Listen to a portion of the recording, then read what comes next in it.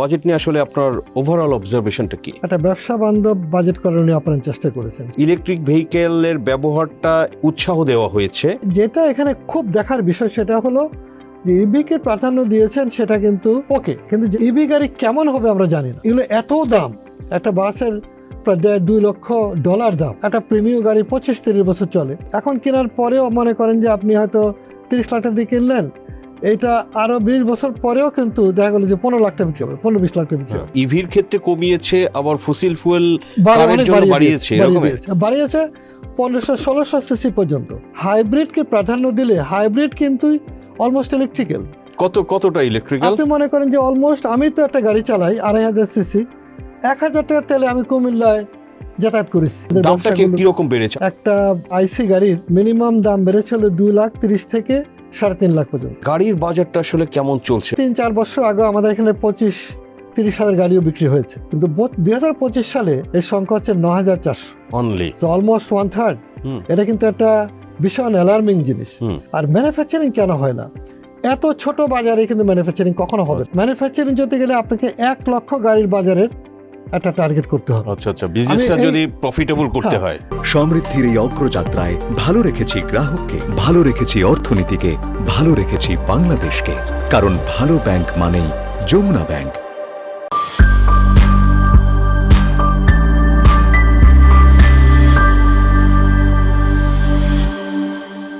প্রিয় দর্শক, Jamuna bank presents TVS corporate টক্সে আপনাদের সবাইকে স্বাগতম জানাচ্ছি। আমি সাজ্জাদুর রহমান।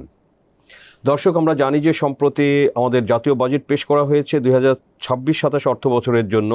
তো বাজেটে আমরা বিভিন্ন দিক নিয়ে আলোচনা করেছি এই টিভিএস মাল্টিমিডিয়াতে। তো আজকে আমরা আলোচনা করব, বারবিডার প্রেসিডেন্টকে পেয়েছি, জনাব আব্দুল হক সাহেব। আমরা জানি যে এই যে Bangladesh recondition car importers and dealers অ্যাসোসিয়েশনের উনি ফাউন্ডার প্রেসিডেন্ট। সো অনেক বছর ধরে এই সেক্টরে আছেন। এবং দর্শক, আমরা জানি যে এই প্রস্তাবিত বাজেটে ইলেকট্রিক ভেহিকেলসকে বড় রকমের সুবিধা দেওয়া হয়েছে। তো এটাই আসলে এখন গ্লোবাল ট্রেন্ডও, ইভিস। তো আসলে বাংলাদেশে এটার সম্ভাবনা কতটা, এই যে ট্যাক্স ভ্যাট বিভিন্ন জায়গা যে ছাড় দেওয়া হলো, তো এতে আসলে বাংলাদেশের কি সুবিধা হবে বা এক্সিস্টিং বিজনেসে আসলে কি ধরনের চ্যালেঞ্জেস হবে, তো এগুলো নিয়ে দর্শক আমরা হক ভাইয়ের সঙ্গে আলোচনা করব এবং আপনাদের সাথে বিস্তারিত শেয়ার করব। জনাব আব্দুল হক, আপনাকে স্বাগতম টিভিএস। জি, আপনাকে ধন্যবাদ। থ্যাংক ইউ, আপনি আমাদের সাথে যোগ দিয়েছেন আপনার ব্যস্ততা সত্ত্বেও। তো প্রথমে যদি আমরা একটু জানতে চাই যে এই যে সম্প্রতি বাজেটটা দিল, তো বাজেট নিয়ে আসলে আপনার ওভারঅল অবজারভেশনটা কি, পর্যবেক্ষণ? আপনাকে অনেক ধন্যবাদ এবং আমি দর্শক সুধী শ্রোতাদেরকে সালাম আদাব, আমি শ্রদ্ধা জানাই। দেখুন, একটা অনেক রকমের মাননীয় অর্থমন্ত্রী যেটা বলেছিলেন এই দায়িত্ব নেওয়ার পরে, যে বাংলা বিশ্বব্যাপী যে অবস্থা এবং বাংলাদেশের বিধ্বস্ত অর্থনীতি এবং একেবারে পর্যুদস্ত ব্যাংকিং ব্যবস্থা, এরকম একটা অবস্থায় তারা বাজেটটা দিয়েছেন। এবং সে বাজেটে আমি বলবো যে একটা ব্যবসা বান্ধব বাজেট করার উনি আপনার চেষ্টা করেছেন। সে অর্থে সেটাকে কিন্তু সব দিক চিন্তা করলে এটা ভালো বাজেট দেওয়ার চেষ্টা করেছে। রাইট। এখন গিভেন দিস সার্কামস্টেন্সে যে টাকা কোত্থেকে আসবে, এখন টাকা কোত্থেকে আসবে এটা চিন্তা করলে সরকারকে ধার করতে হবে বিভিন্ন জায়গা থেকে। তা না হলে হয়তো তারা এই উন্নয়নের ধারাবাহিকতা কিংবা অর্থনৈতিক অ্যাক্টিভিটিগুলো বজায় রাখতে পারবেন না। সেজন্য বাজেটের পরিধিটা কিন্তু খুব ছোট করার চেষ্টা করা হয় নাই, বরং বড় করেছেন যতটুকু বড় করার চেষ্টা গত বাজেট থেকে আপনার এটা 18%-এর উপরে। হ্যাঁ, তো 18% করা এই মুহূর্তে চ্যালেঞ্জিং টাইমে ভেরি ডিফিকাল্ট ছিল। তো সব মিলালে কিন্তু আমি মনে করব যে এটা ভালো বাজেট দেওয়ার চেষ্টা হয়েছে এবং এটাকে অ্যাপ্রিসিয়েট করা যায়। এখন আমরা যদি এগুলোকে ভাগ করি, যেমন সোশ্যাল সেক্টরে কিন্তু অনেক ভালোভাবে তারা চেষ্টা করেছেন যে যারা গরিব মানুষ বেড়ে যাচ্ছে তাদেরকে সাপোর্ট করা। আবার এমপ্লয়মেন্ট জেনারেশনের জন্য অঙ্গীকার করেছে সরকার যে বাড়াবে। তো সেখানে অনেকে প্রশ্ন করছে, সরকার এমপ্লয়মেন্ট বাড়ালে সেটা কিন্তু এক ধরনের নেগেটিভ ব্যাপার হয়ে যায়, যে সরকারের মাথা ভারী, খরচ বাড়ে। এমপ্লয়মেন্টটা বাড়া উচিত প্রাইভেট সেক্টরে। তো সরকার তো সেটাই চেয়েছে যে প্রাইভেট সেক্টরকে ফ্যাসিলিটেট করার চেষ্টা করেছে।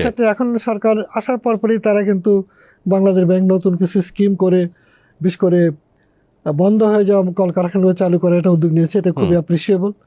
এবং ব্যবসায়ীদেরকেও কিন্তু একটা বিশেষ ফান্ড তৈরি করা হয়েছে। এইভাবে একটা এমপ্লয়মেন্ট জেনারেশনেরও চেষ্টা করেছে। এখন এমপ্লয়মেন্ট জেনারেশনের অনেক সীমাবদ্ধতা আছে। আমাদের বাংলাদেশে যেমন ধরেন প্রায় 22 থেকে 23 লক্ষ মানুষ প্রতি বছর বলা হয়ে থাকে যে জব মার্কেটে আসে। তো সেখানে আমাদের জব দেওয়ার ক্ষমতা কতটুকু? এবং যদি আপনি বলেন তাহলে আমি মনে করি, যেটা আমি যেহেতু জাপানের সাথে কাজ করি বহু বছর যাবৎ এবং বিশ্বের এই পরিবর্তনগুলো আমি অবজার্ভ করেছি, আমি চায়নার টোটাল ডেভেলপমেন্টটাকে দেখেছি খুব কাছ থেকে। আচ্ছা, যে তারা কি করে একটা গরিব দেশ থেকে মাত্র 30 থেকে 40 বছরে এত ব্যাপক একটা উল্লম্ফন দিয়ে পৃথিবীর ইকোনমিক পাওয়ার হয়ে গেল। এর মধ্যে কিন্তু শিক্ষার একটা ব্যাপার আছে, সোশ্যাল রেভলিউশন আছে, ভূমি শাসন থেকে আরম্ভ করে রাজনীতি এবং বড় দেশ বড় বাজার এইসব ব্যাপারগুলো আছে। তা আমরা যেটা শিখতে পারি সেটা হলো যে আমাদের শিক্ষা দিয়ে আমাদের মানুষের জন্য বিনিয়োগ করা এবং শিক্ষার ক্ষেত্রে বৈপ্লবিক পরিবর্তন। আমার মনে হয় সেগুলো আমরা আলোচনা করতে পারি। এই বাজেটে সেখানেও একটু আপনার জোর দিয়েছে, শিক্ষা খাতে কিন্তু বরাদ্দ বেড়েছে, কিন্তু আমাদের যেটা দেখতে হবে যে ট্রেডিশনাল শিক্ষা, ট্রেডিশনাল ইউনিভার্সিটিজ এই বাজার কিন্তু পৃথিবীতে নাই।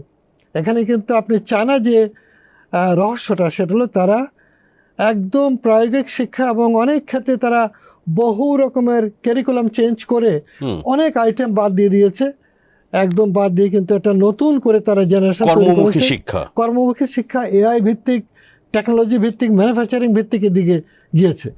আমাদেরও কিন্তু ছোট দেশে যে আমাদের ডেমোগ্রাফিক ডিভিডেন্ড যেটা তরুণের প্রাধান্য যেটা আছে ওটাকে ব্যবহার করার জন্য জাপানিরা আমাদেরকে এই পরামর্শ দিয়েছিলেন। জাপানের প্রাক্তন প্রধানমন্ত্রী মিস্টার আবে, যে আবেনোমিক্স বলা হয়, এবং তিনি বে অফ বেঙ্গল ভিত্তিক বাংলাদেশকে একটা গোল্ড ট্রায়াঙ্গেল, বিগ বি এরকম প্রস্তাব দিয়েছিলেন। আমরা এগুলোকে চিন্তা করলে বাংলাদেশকে এটা যেহেতু আমাদের তরুণদের একটা প্রত্যাশার পূরণকে কেন্দ্র করেই কিন্তু আমাদের একটা বৈপ্লবিক পরিবর্তন হয় 24 সালে জুলাই মাসে, এবং সেটা গিয়ে সরকার পতন হবে সেটা কেউ কল্পনা করে নেই।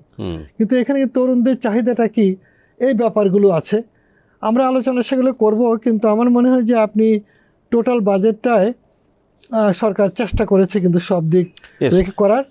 সেখানে এসে তারা আপনি যেটা বলছিলেন যে ইভির কথাটা আপনি প্রথমে বলছিলেন, ইভিতে আমি এখন আসবো যে এই যে আপনার ধরেন ইলেকট্রিক ভেহিকেলের ব্যবহারটা এটা উৎসাহ দেওয়া হয়েছে, এখানে বেশ ট্যাক্স কমিয়েছে। তো এটা আপনার থেকে একটু শুনতে চাই যে আসলে কি দিয়েছে এবং এর ফলে বাংলাদেশে কি পরিবর্তন হতে পারে। আমার মনে হয় সেই ক্ষেত্রে ইভির ক্ষেত্রে যেটা মানে প্রধানমন্ত্রী যে আগ্রহ করেছেন আমরা দেখতে পাচ্ছি, সেটা হয়তো বা যে ফসিল ফুয়েলের উপর নির্ভরশীলতা কমানো এবং নতুন টেকনোলজির জায়গাটা ক্লিন এনার্জি থাকার কারণে সেদিকে প্রাধান্য দিয়েছেন, অনেক ট্যাক্স কমিয়েছেন। কত এখন তাদের ইভির জন্য? এটা আপনার মিনিমাম যেটা আছে, মিনিমামটা আছে হলো সামথিং লাইক আগে ছিল 89%-এর মতো, এবার আর একটু কমিয়েছে। এক্স্যাক্টলি হচ্ছে বোধহয় 67 or 70 এরকম মিনিমামটা। এটাকে স্টেপ আবার সেকেন্ড স্টেপে এটা একটু বেশি, থার্ড স্টেপে এটা আবার 200% টোটাল। আচ্ছা, যেটা দামি গাড়ি, লাক্সারি গাড়ি যেটা এক সমান ছিল, আমরা এটা বলেছি যে আপনারা বিলাসী গাড়ি যদি এখানে এত কম হয় তাহলে সব বিলাসী গাড়িতে ভরে যাবে, ফরেন এক্সচেঞ্জ যাবে, এবং পাশাপাশি তেলের গাড়িগুলোর ডিউটি প্রায় 800% আছে। আচ্ছা, তো এখন যেটা এখানে খুব দেখার বিষয় সেটা হলো যে ইভিকে প্রাধান্য দিয়েছেন, সেটা কিন্তু ওকে সময়ের সাথে আপনি সরকার দিয়েছে, আমি মনে করি যে সরকার সেটা কমাতে পারে এবং সেটাকে এনকারেজ করে একটা জায়গায় যাওয়া। কিন্তু যেটা দরকার ছিল সেটা আমাদের যে টেকনোলজিক্যাল প্রস্তুতি, আমরা কিন্তু জাপান ভিত্তিক অলমোস্ট টয়োটার গাড়ি বাংলাদেশে বেশি চলে, এবং সেটার জন্য একটা গাড়ি 25-30 বছর 40 বছর পরে তার ভ্যালু পাওয়া যায়। এখন ইভি গাড়ি কেমন হবে আমরা জানি না। আচ্ছা, তার টেকনোলজি চায়না ভিত্তিক সব প্রায়, আর যেগুলো জার্মানিতে এগুলোর দাম অত বেশি যে সেগুলো আমাদের এখানে আমরা কেউ সাধারণ মানুষ আনতে পারবে না। আমাদের এখানে একটা মনে করি এক্সির মতো গাড়ি, যেটা কদিন আগেও 25-26 লাখ টাকা ছিল, একটা গাড়ি কিন্তু 25-30 বছর চলে, একটা প্রিমিয়াম গাড়ি 25-30 বছর চলে। অতএব আপনি এখন কেনার পরেও মনে করেন যে আপনি হয়তো 30 লাখ টাকা দিয়ে কিনলেন, এইটা আরও 20 বছর পরেও কিন্তু দেখা গেলো যে 15 লাখ টাকা বিক্রি হবে, 15-20 লাখ টাকা বিক্রি হবে। একটা করলা যারা 12-13-14-15 লাখ টাকা দিয়ে কিনছে, এখনও সেটা পানির মতো 10-11 লাখ টাকা 12 লাখ টাকা বিক্রি হয়। তো এখানে যে প্রযুক্তিগত একটা সামর্থ্য আমাদের এবং বিশাল একটা অর্থনীতি, তা বিশাল বিনিয়োগ, হাজার হাজার মানুষের, এই জায়গাটাই আমার মনে হয় দেখার দরকার ছিল। অ্যাব্রাপ্টলি হঠাৎ করে একদম এত বাড়িয়ে না দিয়ে সহনশীলভাবে করা দরকার ছিল। এটা কি এমন করেছে যে ইভির ক্ষেত্রে কমিয়েছে, আবার ফসিল ফুয়েল অনেক বাড়িয়েছে? বাড়িয়েছে 1500-1600 সিসি পর্যন্ত, আচ্ছা, যেটা হলো Minimum। মধ্যবিত্তের। হ্যাঁ, এইটা বোধহয় আমার মনে হয় যে এটা একটু বেশি হয়ে গেছে। এখানে আমি আপনাকে বলি, টয়োটার মতো কোম্পানি তারা নিজেরা কোম্পানি খুলেছে হ্যাঁ, উইথ দ্য হোপ দ্যাট তারা হয়তো আগামীতে অ্যাসেম্বলিং করবে, ম্যানুফ্যাকচারিং করবে, কিন্তু তাদের গাড়িতে বেশিরভাগই হলো আইসি গাড়ি এবং হাইব্রিড গাড়ি, হুম, কিছু প্লাগ ইনও আছে। okay। সেই ক্ষেত্রে তারা তো হঠাৎ করে এসে এখন আমার মনে ভেবাচাক হয়ে যাবে যে তাহলে এখানকার পলিসি দেখা গেল যে হঠাৎ করে 90 ডিগ্রি অ্যাঙ্গেলে আপনি ইলেকট্রিক গেলেন, হ্যাঁ, কিন্তু এটাকে এত বাড়ানোটা দরকার ছিল, ওটাকে তো আপনি কমিয়েছেন। হ্যাঁ। ওটা যারা কিনবে, এইটাকে এত বাড়ানোটা বোধহয় সরকারের বিবেচনা করা উচিত ছিল। এবং আমরা বলবো যে বরং হাইব্রিডকে প্রাধান্য দিলে, হাইব্রিড কিন্তু অলমোস্ট ইলেকট্রিক্যাল। কতটা ইলেকট্রিক্যাল? আপনি মনে করেন যে অলমোস্ট, আমি তো একটা গাড়ি চালাই 2500 সিসি, 1000 টাকার তেলে আমি কুমিল্লায় যাতায়াত করেছি। তার মানে হলো আমার তেল লেগেছে মাত্র নর্মাল গাড়ির তুলনায় নট মোর দেন 20%। তার মানে 80% আপনার এটা ইলেকট্রিক, এবং টেকনোলজিটা সলিড। আমি গাড়িটা রিপেয়ার করতে পারছি, আমার মেকানিকরা জানে, কাজ শিখে গেছে। হ্যাঁ, আবার আমি এটা অনেক দিন ব্যবহার করতে পারবো, নিরাপদ, বিশ্বমানের ব্র্যান্ড। ফলে এই ব্যাপারগুলো কিন্তু এখানে আছে, যেটা আমি বিনীতভাবে বলবো সদস্য সরকার, রাজস্ব বোর্ডের আমাদের কর্মকর্তারা কিন্তু তারা অনেক ব্রিলিয়ান্ট। আমি বলবো যে তারা অনেক প্রফেশনাল। অন্য ডিপার্টমেন্টে এরকম প্রফেশনাল লোক নাই, কিন্তু এখানে তারা প্রফেশনাল। কিন্তু তাদেরকে দিয়ে হয়তো সরকার বলেছে, তারা করেছে, কিন্তু আমরা মনে করি ফ্রম দ্য ফিল্ড যেটা বিবেচনার দাবি রাখে। এটা এত বেশ কম করাটা হঠাৎ করেই। বাকি একই সাথে আপনারা মনে করেন, যেহেতু আপনি বললেন যে হাইব্রিডে আপনার 75-80%ই হচ্ছে ইলেকট্রিক, জি, তো এতটা ইলেকট্রিক, এবং সেটা তো আসলে লোকজন ব্যবহার করছে, জি, সে অভ্যস্ত এবং প্রমাণিত, টেকনোলজি প্রমাণিত, ডিপেন্ডেবল, রাইট, ডিপেন্ডেবল। তো তারপরেও আসলে কি হাইব্রিডটা এখানে আপনার সরকার যে দাম বাড়ানোর করলো এই বাজেটে, তো এটা কি আসলে সামনে এই বাজারটাকে কি চ্যালেঞ্জের মুখে ফেলে দিতে পারে? হ্যাঁ, চ্যালেঞ্জের মুখে। আমি মনে করি যে আমাদের দামটা কিরকম বেড়েছে, আপনি যদি একটা এক্সাম্পল দিয়ে বলেন। আপনার যেমন ধরেন একটা ফসিল ফুয়েল কিংবা আইসি গাড়ির মিনিমাম দাম বেড়েছিল 2,30,000 থেকে 3.5 লাখ পর্যন্ত, আচ্ছা, যেটা মধ্যবিত্তদের গাড়ি। তো এইটা এতটুকু বাড়ানো অনেক বেশি হয়ে গেল। আবার পাশাপাশি ইলেকট্রিকটা কমিয়ে দিলেন। এখানে যেটা বিশাল রেভিনিউ পায় সরকার, এটা কিন্তু অনেক বড়, 5 থেকে 6,000 কোটি টাকা পেত, যেটা এখন কমে গেছে। টোটাল বাইং কমে গেছে, সেটা আমি বলবো। তো কিন্তু এই যে রেভিনিউটা পেত, প্লাস এখানে যে হাজার হাজার লোকের কর্মসংস্থান, ওয়ার্কশপগুলো, সার্ভিসেস, এবং একটা প্রমাণিত একটা টেকনোলজি ভিত্তিক আপনার যেমন জাপানি গাড়ি কিংবা জাপানের বিশ্বমানের গাড়িগুলো এখানে চলে, সেটাকে কিন্তু আপনি একটা চ্যালেঞ্জের মুখে ফেলে দেওয়া হলো ইভিকে করার জন্য, সস্তা করার জন্য। কিন্তু ইভি কেমন হবে? ইভির একটা মনসুন প্রধানকারী, আমাদের বৃষ্টি প্রধান দেশ, এখানে এগুলোর কীরকম দাঁড়াবে বৃষ্টির সময় চলাচল? এটা কমার্শিয়াল গাড়িতে, বাস ট্রাকের জন্য ঠিক আছে, কিন্তু এগুলো এত দাম, একটা বাসের প্রায় $2 লক্ষ দাম।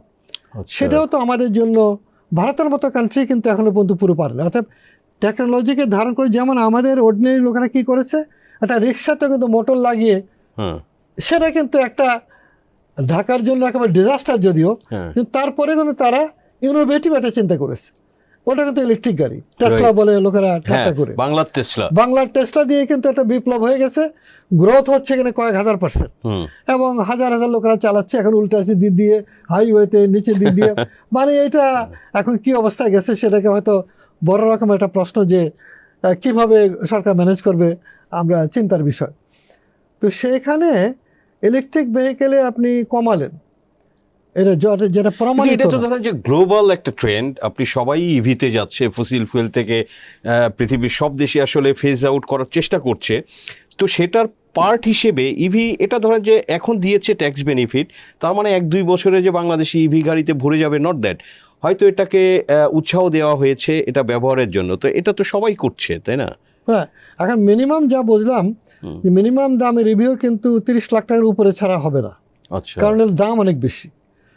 তো সেখানে গাড়িগুলো প্রমাণিত না। আর যদি এমন হয় যে সেটা ডাম্পিং ইয়ার্ড হয়ে গেল, যেমন ট্রাক বাসে হয়েছে, আমরা ওই যে 5 বছর সীমা রাখার করার কারণে, বয়স সীমার কারণে সব নিম্নমানের টেকনোলজির, পুরনো দিনের মানে 70-80 বছর আগের টেকনোলজির গাড়িতে ভরে গেছে বাংলাদেশ, ডাম্পিং ইয়ার্ড হয়ে গেছে আচ্ছা, বাস ট্রাকগুলোতে। হ্যাঁ, পক্ষান্তরে আমরা যদি জাপান থেকে যে গাড়ি আনি, সর্বশেষ টেকনোলজির গাড়ি, কিন্তু আমরা 5 বছরের গাড়িগুলো কিন্তু কিছুই না, এবং তার যে ভেতরে ইকুইপমেন্ট, নিরাপত্তা, তারপরে আরাম এবং ভ্যালু ফর মানি সবটা মিলে ইউনিক, যেটা বাংলাদেশের পরিবহনে কিন্তু একটা বৈপ্লবিক পরিবর্তন এনেছে, যেটা আমি শ্রদ্ধাভরে স্মরণ করি অবদানটার জন্য প্রয়াত সাইফুর রহমান স্যারকে। এবং তারপরে ইভেন কি শামস কিবরিয়া সাহেবও কিন্তু কাজ করে গিয়েছিলেন 1600-1500 সিসি পর্যন্ত গাড়িকে একই সমান ডিউটি করে একটা বৈপ্লবিক পরিবর্তন করে গিয়েছিলেন। এবং আবুল মাল আব্দুল মুহিত সাহেব কিন্তু হাইব্রিডের ডিউটিটা কমিয়ে একটা অনেক সহনীয়, আজকে এমনকি এর আগের যে অর্থমন্ত্রী কামাল, উনিও কিন্তু ওনার নাম অনেকে বদনাম করে, কিন্তু মাইক্রোবাস টাইক্রোবাসের ডিউটি কমিয়ে উনিও কিন্তু এটা সহজলভ্য করেছিলেন। হাইব্রিডের ডিউটি কত? এখন হাইব্রিডের ডিউটি হচ্ছে মিনিমাম ছিল আপনার 93%, হ্যাঁ, 97%-এর মতো বোধ হয়, যেটা এখন 2% বাড়বে ওই যে কারণে, আরডি রেগুলেটরি ডিউটি আচ্ছা, বাড়িয়েছে। আচ্ছা, তো সেটা রসুন পেঁয়াজ থেকে আরও সব কিছুতে বাড়িয়েছে, ঠিক আছে। কিন্তু আপনার হাইব্রিডকে এত রেখে ইভিকে অনেক কমিয়ে দিয়ে বরং হাইব্রিডকে আপনার ওই যে প্লাগ ইন হাইব্রিড এটা কম করেছে, কিন্তু সেটা করেছে মাত্র সিসি এত কমে রেখেছে যে প্লাগ ইন হাইব্রিড গাড়িগুলো হাই সিসি বেশিরভাগ। আচ্ছা, এখানে কিন্তু কিছু অ্যাডজাস্টমেন্টের কত সুযোগ আছে। সিসি রেখেছে প্লাগ-ইনে? এটা করেছে হলো 1800 সিসি পর্যন্ত দিয়েছে, যেটা আমরা মনে করি যেটা যদি 2500 দিত তাহলে একটা সেগমেন্টের গাড়ি আসতো। আচ্ছা, এখন যেটা আমি মনে করি যে অ্যাডজাস্টমেন্টটা করা উচিত, সেটা হলো হাইব্রিডে সরকারের একটু নজর দেওয়া উচিত, কেন হাইব্রিডটা আমাদের প্রমাণিত। এবং হাইব্রিডে অনেক, যে ব্রিটেনের মতো কান্ট্রিও প্রথমে বলেছে আমরা 2030 সাল পর্যন্ত হাইব্রিডে প্রাধান্য দেব, তারপরে আমরা ইলেকট্রিকের দিকে যাব, সিঙ্গাপুরে করেছে। এই ফেজটা বাংলাদেশেরও একটা মনে করি যে এরকম চিন্তা করা উচিত ছিল যে আমরা 2030, 2035 এইভাবে করে যে গেলে পর আমরা তৈরি হতাম, বাজার তৈরি হতো, টেকনিক্যাল অ্যান্ড টেকনোলজিক্যাল প্রিপেয়ারনেসটা হতো, এবং প্রমাণ হতো আর কি যে ইলেকট্রিক গাড়ির কী রকম দাঁড়াচ্ছে বাংলাদেশে, এইসব দেখার বিষয় আছে। রাইট। তো ফলে এই সবটা দেখা আমি মনে করি যে এই জায়গায় এখনও চিন্তার সুযোগ আছে এবং একটা চিন্তা করা উচিত। যে আমরাও সেটা আশা করি, বাজেট যেহেতু এখনো তো প্রস্তাবিত, এখনো পাস হয়নি। তো হক ভাই, একটু যদি গাড়ির বাজারটা আসলে কেমন চলছে, আপনি একটু শুরু গাড়ির বাজারে করছিলেন, একটু আপনাকে আমি জানতে বলবো চাই। যে এটা অ্যাকচুয়ালি শকিং, কারণ এখন থেকে 3-4 বছর আগে আমাদের এখানে 25-30 হাজার গাড়িও বিক্রি হয়েছে, আচ্ছা, 25,000ও হয়েছে, কিন্তু 2025 সালে এর সংখ্যা হচ্ছে 9,400, অনলি অলমোস্ট 1/3। এটা কিন্তু একটা ভীষণ অ্যালার্মিং জিনিস। তো তাহলে কিন্তু ইকোনমি কি এত খারাপ হয়ে গেল যে মানুষ কিনতে পারলো না? আসলে এতগুলো শখ, একটা হলো সরকার পতনের শখটাতে একটা বিশাল জনগোষ্ঠী যারা এফ্লুয়েন্ট এবং যাদের কাছে টাকা পয়সা আছে কিংবা ইজি টাকা পয়সা, তারাই তো কিনে। নর্মাল হিসাবের টাকা দিয়ে কজন গাড়ি কিনতে পারে? অতএব কোম্পানিগুলোও কিনতে পারে নাই, তাদের সেল কমে গিয়েছে, তাদের ওভারঅল ব্যবসা কমে গিয়েছে, যার জন্য তারা গাড়ির মতো জিনিসে সেকেন্ডারি মনে করে। তো সবটা মিলে কিন্তু আমাদের বাজারটা এখনও পর্যন্ত, তো আমরা মনে করি এখন যেহেতু একটা স্টেবল সরকার এসছে, এখন বাজারটা আস্তে আস্তে কিন্তু চাহিদাটা বাড়বে আশা করা যায়। সেটার কি আপনারা কোনো ট্রেন্ড দেখতে পাচ্ছেন গত 3 মাসে? আমরা মনে করছি যে এটাই হয়ে থাকে সাধারণত। মানুষ যেমন বিদেশি বিনিয়োগকারী, দেশি বিনিয়োগকারীরা কিন্তু বিনিয়োগ করছিল না, কারণ একটা অন্তর্বর্তীকালীন সরকার ছিল, কি হবে না হবে। তো যেহেতু একটা নির্বাচন হয়েছে, একটা শান্তিপূর্ণভাবে ক্ষমতা হস্তান্তর করে একটা স্টেবল গভর্নমেন্ট আসছে, একটা পলিটিক্যাল গভর্নমেন্ট ইলেক্টেড হয়েছে, সে মেসিভ একটা পপুলার সাপোর্ট নিয়ে এসছে, তারা অনেক ভালো করবে আশা করা যায়। গভর্নমেন্ট থেকে আমরা যদি একটা স্বাধীন সার্বভৌম দেশে একটা বলা যেতে পারে যে ফ্যাসিলিটেটিং গভর্নমেন্ট, যে targeting the economic development, government will dedicate, entire government will dedicate to serve the economy. Yes. আচ্ছা, আপনি যেটা বলছিলেন যে এই যে ইভির ট্যাক্সটা কমালো এবং অন্যান্য গাড়ির ট্যাক্সটা বেড়েছে, সো এটার দাম 2-2.5 লাখ টাকা বাড়বে। সো অলরেডি 3 লাখ মার্কেট, টাকার উপরে অলরেডি তো মার্কেটটা ডাউন, আপনি যেটা তথ্য দিলেন সেটা। তো এই যে আমরা যে ধরেন জাপানিজ যে গাড়িগুলো বাংলাদেশে চলছে, এগুলো তো মিনিমাম ধরেন যে আগেই এগুলো যে এক্সিওরই তো 25-26 লাখ টাকা দাম, সেটা জি, হয়তো জি, আরো জি, বেড়ে জি, যাবে। জি। তা এখন ধরেন এটা অনেকেই বলে থাকে যে আপনি এই 25 লাখ টাকা দিয়ে জার্মানিতে হয়তো BMW কিনতে পারবেন, মার্সিডিস কিনতে পারবেন, ধরেন 20,000 ইউরো দিয়ে। তো কিন্তু বাংলাদেশে একদম লো এন্ড সব থেকে কম দামি গাড়িটাই ওই পরিমাণ দাম। তো এটা তো বাংলাদেশের পারচেজিং পাওয়ার আর জার্মানির পারচেজিং পাওয়ার তো এক না। অ্যাবসলিউটলি না, অ্যাবসলিউটলি না। তো এটা দুইটা কারণ। হ্যাঁ, একটা কারণ হচ্ছে যে আমরা এখানে কিন্তু একটা বাজার তৈরি হয়েছে বিগত 40-50 বছরে, সেটা হচ্ছে জাপানের প্রযুক্তি ভিত্তিক, হুম, জাপানের ইউজড গাড়ির একটা বাজার, এবং আমরা নতুন গাড়িও কিন্তু আনি। তো যারা নতুন কেনার সামর্থ্য আছে তারা কেনে, বাট 80% মানুষই কিন্তু একটা রিকন্ডিশন। ইকোনমিক বেনিফিট কি জানেন, যেমন ধর একটা গাড়ি 2 বছর চললে তার হয়তো ভ্যালু কিংবা কোয়ালিটি ডিপ্রিশন হয়েছে 10%, হুম, কিন্তু তার দাম কিন্তু কমে যায় প্রায় 40%, 50%। তো এটাতে ফরেন এক্সচেঞ্জে আমরা একটা বিরাট একটা বেনিফিট পাই। হুম। আবার সরকার কিন্তু অনেক বেশি রেভিনিউ পায়। রাইট। আবার জনগণ এটাকে নির্ভর মনে করে, কারণ এগুলো প্রমাণিত। হুম। সেই জায়গাটায় না, আমরা আপনি কি মনে করেন যে বাংলাদেশে এই যে গাড়ির ট্যাক্স অনেক বেশি, নাকি পৃথিবীর অন্যান্য দেশেও এরকমের ট্যাক্স রেট? সিঙ্গাপুরে বেশি আছে, বিকজ সিঙ্গাপুরে যে সিটি কান্ট্রি, হ্যাঁ, তারা টোটালি ছোট কন্ট্রোল, দেশ। কত গাড়ি আসবে, কত গাড়িকে স্ক্র্যাপ করবে, এটা পরিকল্পিত। হুম, আপনাকে কিনতে হলে প্রথমে এটা পারমিট কিনতে হয়, তারপরে আচ্ছা। গাড়ি কিনবেন। আচ্ছা। তো ফলে ওটা মানে কোয়ান্টিটিকে কন্ট্রোল করে। হ্যাঁ। আমাদের এখানে তো এরকম না, আমাদের এখানে ট্যাক্সটা কিন্তু তুলনামূলকভাবে অনেক বেশি। আপনি যদি ভারতের সাথে তুলনা করেন, ভারত তো ম্যানুফ্যাকচারিং কান্ট্রি, হুম, সে কিন্তু শুধু ভ্যাট নেয়, আর কোনো ট্যাক্স হুম। তেমন একটা নাই। ওরা এনকারেজ করে যে আরও লোকেরা বেশি গাড়ি কিনুক, তাহলে সরকারের মধ্যবিত্ত বাড়াবার একটা প্রচেষ্টা মাসে মাসে। ওদের এখানে 10-12 লাখ রুপিতে এসইউভিও পাওয়া হ্যাঁ যায়। হ্যাঁ পাওয়া যাচ্ছে, কারণ হলো তারা পলিসিটা হচ্ছে to create more middle class. এবং পাকিস্তানও তো গাড়ি তৈরি করে, হ্যাঁ, ওইখানে পাকিস্তানের গাড়ি তৈরি টয়োটা, করে। সুজুকি। কিন্তু এখন তারা কিন্তু বয়স সীমা নির্বিশেষে আমদানি করার সুযোগ দিয়েছে 26 সালে এসে। আচ্ছা। এর আগে ছিল রেস্ট্রিকশন ছিল। তা আমি বলি কেন আমাদের এখানে বাজারটা ছোট, এই বাজারটাকে বড় করার একটা প্রক্রিয়া আমরা সরকারকে পরামর্শ দিয়েছিলাম, বাড়তেছিল। হুম। মানে 20,000, 25,000 থেকে 30-35,000 পর্যন্ত গিয়েছিল। কিন্তু এই যে সরকার পতনের পরে এই শখটা, বিশেষ করে একটা বিশাল জনগোষ্ঠী যারা পালিয়ে গেছে, হুম। এবং এতে টাকা পয়সা নিয়ে বের হয়নি, টাকা পয়সাগুলো সব লুকিয়ে রেখেছে, এই কারণে কিন্তু বাজারটা একদমই হঠাৎ করে অনেক কমে এসছে। আবার নতুনদের তো টাকা হইতে একটু সময় লাগবে। সময় লাগে, so- এটা আবার হ্যাঁ। নতুন গ্রুপের কাছে টাকা আসতে হবে, হ্যাঁ। মানে ইকোনমিক সিস্টেমে তাদেরকে আর্ন করতে হবে, Right. টেন্ডার হক ভাই, হবে, এই যে ধরেন যে বাংলাদেশে জাপান একচেটিয়া গাড়ির মার্কেটে, তো জাপানিজ 2টা কোম্পানির পাকিস্তানে তারা কিন্তু ম্যানুফ্যাকচারিং প্ল্যান্ট করেছে। জি। তো বাংলাদেশে আসলে এটা অনেকের ধারণা, ধরেন যে আমারও একটা প্রশ্ন, যে জাপান বাংলাদেশে কেন ফ্যাক্টরি করে না? বিকজ এখানে তার অলমোস্ট ক্যাপটিভ মার্কেট কার সেগমেন্টে। তো জাপান এখানে কেন ফ্যাক্টরি করে না? বলুন দেখি, আপনার পাকিস্তানে মার্কেট সাইজ হচ্ছে প্রায় 2.5 লক্ষ গাড়ি বিক্রি হয়। তো অনেক লম্বা বড় কান্ট্রি, হুম। পপুলেশন 20 কোটির মতো, আমাদের হচ্ছে একটু বেশি পপুলেশন, বাট কান্ট্রিটা তো অনেক বড়। রাইট। বাংলাদেশ ছোট কান্ট্রি, হুম। এবং এখানে গাড়ির ট্যাক্সটা এত বেশি যে এখন কিন্তু মধ্যবিত্ত মাঝখানে শুরু করছিল আস্তে আস্তে। হুম। এখন মনে করেন যে টেসলার মতো গাড়ি চড়ে অনেকে, আমিও মাঝে মধ্যে ভাড়া চড়ি, কিন্তু হুম। তো এখান থেকে কাছে যাব, এই গাড়ি নিতে সময় লাগে, ঢাকা কেন্দ্রিক সব। হুম। এটা একটা কারণ। আরেকটা হলো যে আপনি একটা গাড়ি কিনবেন, এতগুলো টাকা লাগে। হুম। তো মধ্যবিত্তের জন্য, যারা ফিক্সড ইনকাম কিংবা তাদের জন্য এটা বড় একটা বাজেট লাগে কিন্তু। ইয়েস। আচ্ছা, যেমন ধরুন আপনি 5 বছর বয়সে গাড়ি অ্যালাউ করছে, হ্যাঁ। যেটা ব্রিটেনে কিন্তু এই বয়স নাই। আচ্ছা। খোদ ব্রিটেনে দেখেন, import almost any year emission standard is the issue. আচ্ছা। ইমিশন স্ট্যান্ডার্ডটা হতে হবে, যেটা আমরা ইজিলি করতে পারতাম। এবং তাতে হতো কি, ইমিডিয়েটলি কিন্তু আমি ডলারে, যদি আমাদের এখানে বাড়াতো বয়সটা, হ্যাঁ। তো 30-40% ডলারে দাম কমে যেত। যদি ট্যাক্স নাও কমাতো, হুম। তাও কিন্তু আমি মানে বাইং পার প্রাইসে কিন্তু একটা বেনিফিট পেতে পারতাম। আচ্ছা। এবং সেটা কমার্শিয়াল গাড়ির জন্য ভীষণ দরকার ছিল, বাস, ট্রাক, হেভি ডিউটি গাড়ি, ইন্ডাস্ট্রিয়াল ভেহিকেল, স্পেশালাইজড ভেহিকেল। এটা কি বাস ট্রাকের ক্ষেত্রেও কি 5 বছরের হ্যাঁ, 5 থেকে 5 বছর, যেটা অ্যাকচুয়ালি ইমপ্র্যাকটিক্যাল, কারণ জাপানের মধ্যে দেশে ওরা 25-30 ব্যবহার করে। হ্যাঁ।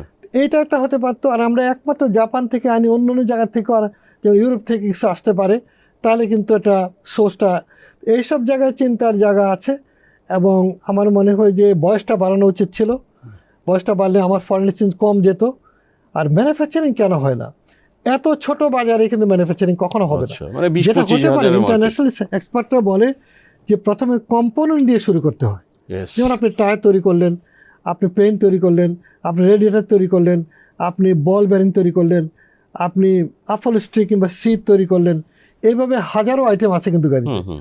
এইটাই কিন্তু চীনও করেছে, ভিয়েতনাম এটা করছে, আসিয়ান কান্ট্রিগুলো এটা করছে। পাকিস্তানিরা অনেক বড় মার্কেট এবং তাকে অনেক দূরে দূরে যেতে হয়, যার জন্য তারা 2.5 লক্ষ গাড়ি বিক্রি হয় প্রতি বছর। 2.5 লাখ। আমাদের এগুলো কিন্তু সিএনজি, ওই 3 হুইলার, এখন এই টেস্টা দিয়ে এই চাহিদা মিটতেছে। এবং সেই কারণে কিন্তু এখানে ম্যানুফ্যাকচার, এখন টয়োটা কোম্পানি কিন্তু এখানে নিজে কোম্পানি করেছে এই গত এবছর 26 সালেই। আচ্ছা আচ্ছা, কি কোম্পানি করেছে? টয়োটা বাংলাদেশ। আচ্ছা, মানে সেটা দিয়ে তারা কি করতে চায়? তারা এখন আমদানি করে বিক্রি করছে। তাদের প্ল্যান ছিল তারা অ্যাসেম্বলিংয়ে যাবে এবং ক্রমশ ম্যানুফ্যাকচারিংয়ের একটা চিন্তা হয়তো হতে পারতো যদি বাজারটা আমরা দিতে পারতাম। তারাও কিন্তু আজকে আমাকে ফোন করেছিল, বললো যে তুমি তো এটা লিডার। তা আমি বললাম যে আমি তো তোমাদের নেতা না, আমি রিকন্ডিশনের। তারপরেও তো তুমি খুব লজিক্যাল কথাবার্তা বলো। তো আমরা যে এখন আসলাম, তা আমাদের এখানে তো অনেক বাড়িয়ে দিল ফসিল ফুয়েলের, আসলে তো এটা করা উচিত ছিল হাইব্রিডে। তার যে তোমরাও বলো, আমরাও বলবো। আমি তাদের পরামর্শ দিয়েছি যে তোমরা বাজারটা বাড়ুক, এটা আমরা চাই। টয়োটার মতো কোম্পানি এখানে আসুক, এটা আমরা চাই। এবং তারা যদি ম্যানুফ্যাকচারিং করে আমরাও সেগুলো বিক্রি করব, আমরা সেটা চাই। ফলে ম্যানুফ্যাকচারিং করতে গেলে আপনাকে 1 লক্ষ গাড়ির বাজারের একটা টার্গেট করতে হবে। আচ্ছা আচ্ছা, বিজনেসটা যদি প্রফিটেবল করতে হয় এবং একটা অপটিমাম সাইজ করতে হয়। এটা আমি উদাহরণ দিচ্ছি আপনাকে সাউথ আফ্রিকার। সাউথ আফ্রিকার একটা কনসাল্টিং গ্রুপের বাংলাদেশ সরকার অ্যাপয়েন্টমেন্ট দিয়েছিল প্রগতির মধ্যে গাড়ি তৈরি করা যায় কিনা। তাদের সাথে তারা আমাদের কাছে এসেছিল। তারা বলল যে তাদের মার্কেট হচ্ছে প্রায় 1 লক্ষ গাড়ি। সেখানে 40% দিয়ে ম্যানুফ্যাকচার, 60% দিয়ে ইম্পোর্ট। আচ্ছা, 40% থেকে তারা এক্সপোর্টও করে রাইট অ্যান্ড ড্রাইভ কান্ট্রিতে। ওকে। দে ইভেন ম্যানুফ্যাকচার মার্সিডিজ গাড়ি, কয়েকটা মডেল। তো এবং এই যে আমদানি এবং ম্যানুফ্যাকচার, তার মধ্যে given policy is 49% duty difference, only 49%। তুমি যদি ম্যানুফ্যাকচারিং মনে করো profitable, you do. Otherwise if you import 49% বেশি। তো বাংলাদেশে এরকম একটা স্টেবল জায়গায় আসতে হবে। তাহলে টয়োটার মতো কোম্পানির আস্থা এবং তাদের পরামর্শ নেওয়া যে কীভাবে ম্যানুফ্যাকচারিং হতে পারে, তারা আপনাকে গাইড করবে road map to manufacturing for example. তো আমার মনে হয়, আমার যে অভিজ্ঞতা, আমি তো প্রায় 50 বছর যাবত এই লাইনে আছি এবং জাপানের মতো কান্ট্রির রাষ্ট্রীয় অ্যাওয়ার্ড পেয়েছি। আমার মনে হয় যে তারা যে পরামর্শটা দেবে যে কম্পোনেন্ট ম্যানুফ্যাকচারিং দিয়ে শুরু করতে হবে, ওইখানে হাত পাকলে আমরা আস্তে এবং বাজারটাকে বড় করা। যদি আজকেও শুরু করেন, গভর্নমেন্ট মনে করে যে একটা পলিসি তৈরি করে যে we will gradually go towards manufacturing. Even electric ভেহিকেলও যে ম্যানুফ্যাকচার করতে হয়, বডি স্টাম্পিং করতে হবে, তারপরে বেয়ারিং তৈরি করতে হবে, ইলেকট্রিক্যাল জিনিসগুলো সবটা বাইরে থেকে এনে যে জোড়া লাগানো, সে কি নকডাউন, এটা কিন্তু ম্যানুফ্যাকচারিং না, ইটস জাস্ট অ্যাসেম্বলি। এর বেনিফিটটা পায় হলো রপ্তানিকারক দেশ, আমদানিকারক দেশ কিন্তু এই বেনিফিট পায় না। আচ্ছা আচ্ছা, বরং আপনি যে ছাড় দিলেন, দ্যাটস এ লস। কি জন্য দিলেন? ভ্যালুয়েশন। কত পার্সেন্ট ভ্যালুয়েশন করছে এটা দেখার বিষয় আছে। লেবার কস্টটাই আর কি, লেবার কস্ট, এবং আপনি একটা কোম্পানিকে বেনিফিটটা দিলেন। অতএব এখানে যে সার্বিক গ্লোবালি দেখেন এবং কান্ট্রির টোটাল বেনিফিট দেখেন, তাহলে কিন্তু সাইফুর রহমান সাহেবের পলিসি ঠিক ছিল। উনি বলছেন যে I don't consider security is an industry. উনি এগুলো বেনিফিট একদমই উইথড্র করেছিলেন। He was a very firm type of মানুষ, এবং ওনার ভিত্তিটার উপরে বাংলাদেশ কিন্তু এত দূরে গিয়েছে। তো পরে যখন এসে ওনার ভিত্তি থেকে বেরিয়ে গিয়ে অনেক লোন নিয়ে ডেভেলপমেন্ট দিয়ে গেল, তখনই কিন্তু বিপর্যয় এসেছে। এবং ব্যাংক ট্যাঙ্কগুলা ওনার সময় কাউকে এরকম দিতে পারে নাই, সাইফুর রহমান সাহেবের সময়। ইয়েস, জনাব আব্দুল হক, আমরা আলোচনার একদম শেষের দিকে। আপনারা খুব সংক্ষেপে একটু বলবেন, আপনি একসময় এফবিসিসি এর ডিরেক্টর ছিলেন। তো আমরা গত 2 বছর দেখছি যে গত সরকারের পতনের পরে এফবিসিসিআই বাংলাদেশের অ্যাপেক্স ট্রেড বডি, তো সেখানে একটা অ্যাডহক কমিটি গভর্নমেন্টের প্রশাসক দিয়ে চলছে। কিন্তু আমরা জানি যে এই যে বাজেটের আগে পরে আসলে এফবিসিসিআই সমস্ত ব্যবসায়ীদের প্রতিনিধিত্ব করে, তাদের বিভিন্ন রকমের দাবি দেওয়া নিয়ে এফবিসিসিআই এগুলো নিয়ে কাজ করে। তো যেহেতু এফবিসিসিআই এর ইলেক্টেড নেতৃত্ব নাই, তো আপনারা কি কোনো সমস্যা ফেস করছেন?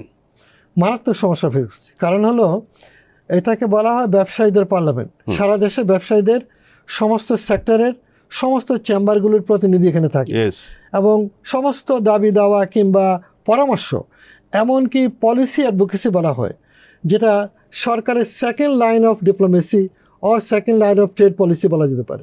যেটা বর্তমান বাণিজ্য মন্ত্রী, তিনি কিন্তু একজন ব্যবসায়ী, ওনার পিতা সিলেট চেম্বারের ফাউন্ডার প্রেসিডেন্ট ছিলেন শুনেছি, এবং তিনি নিজেও একটা অ্যাসোসিয়েশনের প্রেসিডেন্ট ছিলেন। আমি মনে করি তিনি যত জলদি সম্ভব একটা সুরাহা করে এখানকার যে দুর্বলতাগুলো আছে, ধূসরতাগুলো আছে পরিহার করে এফবিসিসিআইতে একটা ব্যবসায়ীদের প্রতিনিধিত্বমূলক এবং আন্তর্জাতিক মানের একটা এনভায়রনমেন্ট করে দেবেন। তা না হলে যে ক্ষতিটা হচ্ছে, এই ক্ষতি কিন্তু সরকারেরও হচ্ছে। সরকার অ্যাপ্রোপ্রিয়েট পলিসি অ্যাডভোকেসি পাচ্ছে না, রাইট, আপনার সমস্যাগুলো সামনে আসছে না। যেমন সরকার একটা সিদ্ধান্ত নিল, সেখানে কিন্তু কেউ নাই বলবার যেটা কি ঠিক না বেঠিক, এটা খারাপ কি ভালো কি। আমরা কিন্তু, আমি বিগত প্রায় 40 বছর যাবৎ ফেডারেশন চেম্বার থেকেই কিন্তু যেমন জাপান বাংলাদেশ সম্পর্কের ক্ষেত্রে যে কাজ করেছি, যার জন্য জাপানের মতো সম্রাটের পুরস্কার পেয়েছি, সেটা কিন্তু ছিল দুই দেশের ইকোনমিক বন্ধুত্বকে সুদৃঢ় করা, যার জন্য আজকে জাপানের প্রেজেন্সটা এত বেশি দেখতে পাচ্ছেন। ফেডারেশন চেম্বার থেকে কিন্তু আমি ওই কমিটি হেড করেছি এবং নীরবে কাজ করেছি। Matarbari project, metro rail, there was no metro rail, প্ল্যানই ছিল না সরকারের।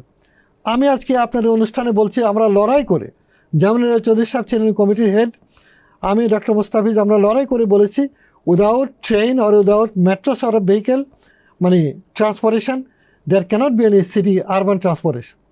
এবং ওটাকে কেন্দ্র করে কিন্তু এটা এসছে উইথ অন রেকর্ড যে আমরা এটা করেছিলাম, এবং ওয়ার্ল্ড ব্যাংক 6 মাস টাইম বাড়িয়ে দিয়ে এই কনসালটেন্ট গ্রুপকে দিয়েছিল, বাধ্য করেছিল যে বিআরটি, ওই যে গাজীপুর থেকে যেটা আসছে, ওই প্রজেক্ট দিয়ে তারা মনে করছিল সব সলিউশন করবে। আমরা বলছি নো, এটা ডিজাস্টার হবে, এবং হয়েছে কিন্তু তাই।